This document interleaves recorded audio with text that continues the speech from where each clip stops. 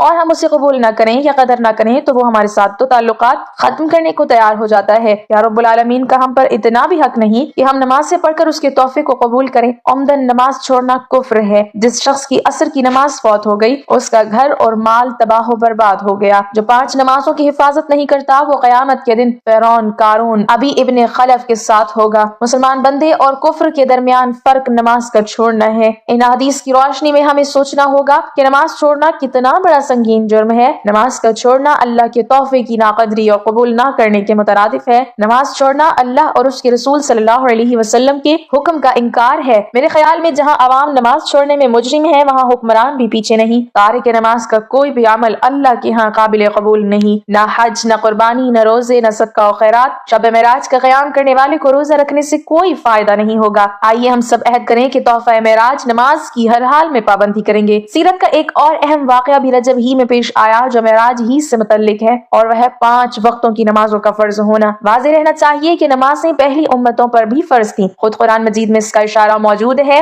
حضرت ابراہیم علیہ السلام نے کعبۃ اللہ کی تعمیر کرتے ہوئے اس کی غرض یہی بتائی کہ یہاں نمازیں قائم کی جائیں گی۔ یاد کرو وہ وقت جب ابراہیم علیہ السلام نے دعا کی تھی کہ پروردگار اس شہر کو امن کا شہر بنا اور مجھے اور میری اولاد کو بت پرستی سے بچا، اور اپنے ساتھ ساتھ اپنی ذریت کے ذریعے بھی دعا فرمائی کہ اے میرے پروردگار مجھے نماز قائم کرنے والا بنا اور میری اولاد سے بھی ایسے لوگ اٹھا جو یہ کام کریں۔ پروردگار میری دعا قبول کر۔ اس دعا کی قبولیت کا ایک اثر یہ تھا کہ حضرت اسماعیل علیہ السلام اپنے لوگوں کو نماز پڑھنے کی تاکید فرمایا کرتے تھے۔ قرآن میں جو واقعات ذکر کیے گئے ہیں ان سے معلوم ہوتا ہے کہ حضرت شعیب علیہ السلام کی امت میں بھی نماز تھی اور ان کی قوم اس سلسلے میں ان کو تانا بھی دیا کرتی تھی۔ قوم نے جواب دیا، اے شعیب علیہ السلام کیا تیری نماز تجھے یہ سکھاتی ہے کہ ہم ان سارے معبودوں کو چھوڑ دیں جن کی پرستش ہمارے باپ دادا کیا کرتے تھے؟ حضرت لوط علیہ السلام، حضرت اسحاق علیہ السلام، حضرت یعقوب علیہ السلام اور ان کی نسلوں کو قرآن مجید کے بیان کے متعلق نماز کا حکم دیا گیا تھا۔ حضرت موسیٰ علیہ السلام، حضرت ہارون علیہ السلام اور ان کی قوم بنی اسرائیل کو بھی نماز کا حکم فرمایا گیا۔